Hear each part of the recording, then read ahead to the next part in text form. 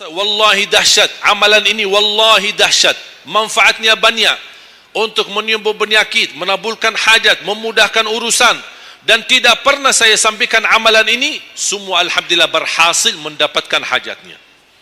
Allahu Rabbi wal Islam dini wa Muhammadan Rasulullah wa yaqini. Oleh karena itu saya kasih satu amalan, insyaAllah mudah-mudahan bermanfaat. Sedekah subuh. Sedekah subuh, kenapa saya berkata sedekah subuh? Bukan berarti tidak boleh sedekah di waktu yang lain. Semua sedekah boleh di setiap waktu dan setiap saat, hari Jumat maupun selain hari Jumat. Tapi sedekah subuh itu termasuk sedekah yang terbaik. Kenapa? Bukan kata saya, tapi kata Rasulullah sallallahu alaihi wasallam.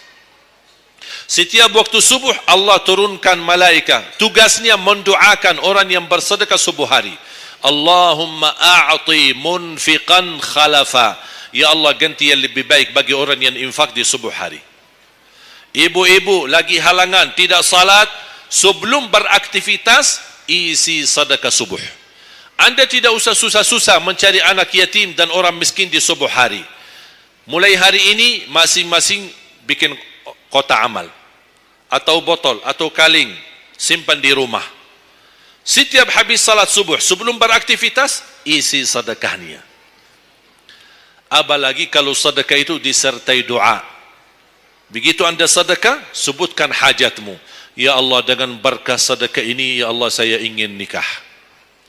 Mudahkan jodoh. Nikah lagi juga boleh doa, tidak apa-apa.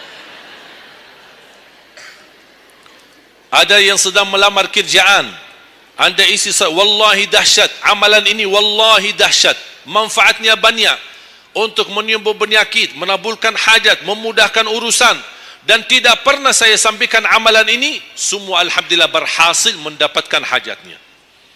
Begitu anda isi doa, ya Allah, dengan berkah sedekah ini mudahkan lamaran kerjaan saya. Ya Allah, dengan berkah sedekah ini mohon titipkan pahalanya untuk kedua orang tua saya. Kalau ada yang merasa dirinya suka marah, suka emosi, ya Allah, dengan berkah sedekah ini tenangkan hati dan jiwa saya agar tidak emosi lagi. Ya Allah, dengan berkah sedekah ini karuniai kepada aku anak penghafal Al-Quran. Bu, jemaah sekalian, saya berkeluarga 12 bersaudara, timnas. Dan kami memang sudah disusun satu lusin 12 ini mempersiapkan kalau timnas kita belum mampu membawa juara, insyaAllah kami sekeluarga siap mengganti timnas. Alhamdulillah dari saudara saya 12 ini 10 penghafal Al-Quran. Tapi orang tua saya awam, percaya enggak? Orang tua saya bukan ulama, bukan kiai, bukan ustaz. Ayah saya belajar kelas 3 SD. Ibu saya tidak pernah masuk sekolah sama sekali. Sampai usia 40 tahun masih buta huruf, tidak bisa baca Quran. Tapi Allah berikan karunia keturunan penghafal Al-Quran. Berkat apa? Salat mereka dan sedekah mereka, termasuk doa. Itu perjuangan mereka. Alhamdulillah sekarang ayah saya, ibu saya penghafal Al-Quran, yang jadi gurunya anaknya sendiri. Sekarang di Indonesia saya bawa 5 adik saya dan ditugaskan menjadi imam tarawih. Saya bawa mereka pindah dari Arab kemari. Ada 5. Yang perempuan sudah dinikahkan sama orang Indonesia, orang Jakarta. Dan saya dorong adik saya yang perempuan untuk menghafalkan suaminya biar jadi penghafal Quran. Yang 4 laki-laki, ada yang 2 bawa istrinya masing-masing dari Arab, yang 2 lagi saya nikahkan di Indonesia sama orang Indonesia. Ada 1 sama orang Sunda, 1 sama orang Lombok. Jangan khawatir Bu, masih ada lagi. Bahkan saya dorong adik-adik saya semua wajib nikah 4. Masing-masing 4 istri. Kenapa? Supaya banyak keturunan. Kalau bisa setiap satu istri 12, satu lusin. Masya Allah, luar biasa. Mengapa? Karena kita punya perjuangan yang masih panjang. Cita-cita saya mencetak 1 juta penghafal Al-Quran di Indonesia. Ketika saya datangkan adik saya tugaskan sama mereka dan tegas, kalau kalian datang hanya mau berhiburan, pulang. Kalian di sini untuk bersama-sama memperjuangkan untuk mencetak 1 juta penghafal Al-Quran. Dan alhamdulillah program ini sudah jalan. Dan kita terus memperjuangkan, dan saya harap semua jamaah insya-Allah berkenan terlibat dalam program ini. Cita-cita saya semua masjid se-Indonesia insya-Allah diimami imam penghafal Al-Quran 30 juz. Bahkan lebih hebat lagi cita-cita saya. Insya-Allah saya yakin akan terjadi. Insya-Allah di demikian hari, di waktu yang Allah insya-Allah tentukan, insya-Allah presiden kita penghafal Al-Quran. Coba, ya Allah, rasanya enak. Langsung diumumkan di Masjid Istiqlal, khatib dan imam salat Idul Fitri, penghafal Al-Quran 30 juz, Presiden Republik Indonesia. Oh, mantap. Imam salat Idul Adha, Presiden kita. Salat Jumat, khatib dan imam, Presiden kita. Tidak perlu ganti imam. Udah, tidak perlu ganti imam, subhanallah, luar biasa. Coba, saya kagumi ketika membaca dan melihat YouTube-nya Presiden Erdogan, Turki. Walaupun beliau bukan penghafal Al-Quran, tapi murattal bacaannya beliau, Masya Allah. Mana ada sekarang presiden di dunia Islam sebagaimana bacaannya yang benar. Ini sudah saatnya, tapi bukan sekarang ya, nanti maksud saya, sabar dulu. Nanti jadi kacau nanti, semua, sabar dulu. Insya Allah ada waktunya, insya Allah. Mulai dari sekarang kita ayo bersama-sama mempersiapkan untuk kalau anda gagal menjadi penghafal Al-Quran, jangan gagal anakmu, cucumu, generasi yang ini semua. Kita melihat, saya bangga. Kenapa saya semangat untuk mencetak 1 juta penghafal Al-Quran? Itu berkatnya acara Hafiz Indonesia. Nonton kan acara Hafiz Indonesia? Nangis ya? Alhamdulillah. Habis tisu kan?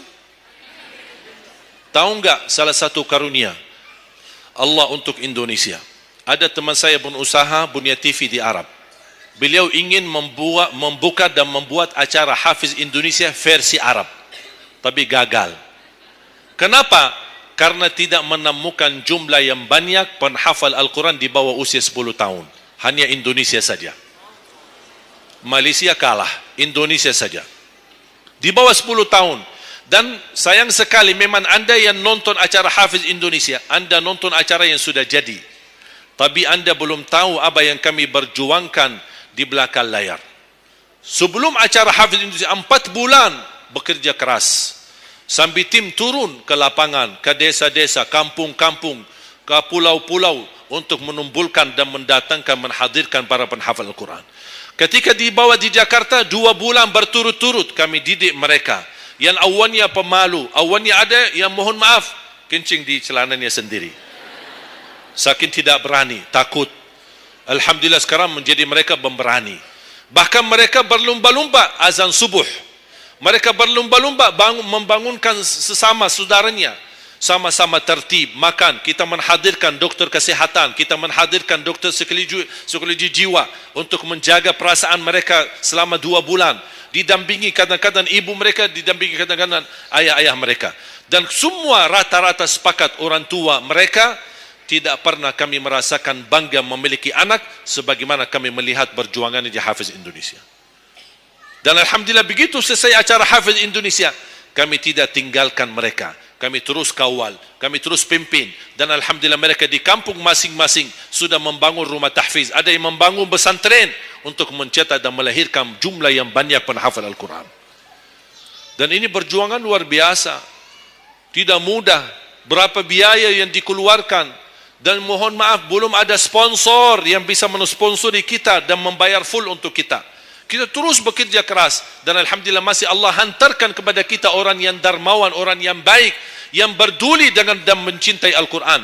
Allah anugerahkan. Wallahi menurut saya, saat ini, zaman ini, sedekah yang terbaik dan yang termulia, semua apapun yang terkait dengan Al-Quran, itulah yang termulia.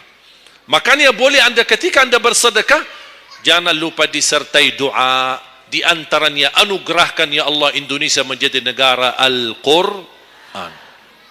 Tapi tolong fokus. Kalau anda isi sedekahnya, tolong disesuaikan. Jangan isi sedekahnya koin, teng, tapi doanya sampai terbit matahari. Tidak ada malunya. Kata Allah, koin-koin aja sedekahnya, doanya dah habis-habis. Hajatnya panjang, lebar. Malu kita. Bukan Allah tidak bisa. Allah maha bisa menabulkan hajat. Tapi kita malu sama Allah. Kok cuma bikin teng, ya Allah, ya Allah, ya Allah, panjang.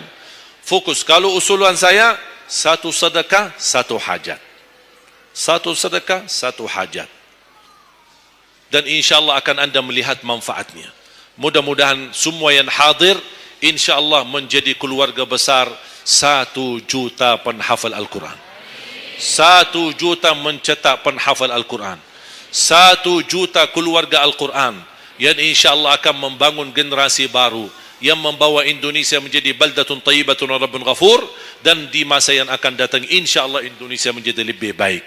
Amin ya rabbal alamin. Barakallahu fikum. Terima kasih, semoga bermanfaat. Kurang lebihnya mohon maaf. Mungkin ada panitia ingin menyampaikan selanjutnya. Wallahu a'lam. Subhanakallahumma bihamdik, asyhadu an la ilaha illa anta, astaghfiruka wa atubu ilaik. Wassalamualaikum warahmatullahi wabarakatuh.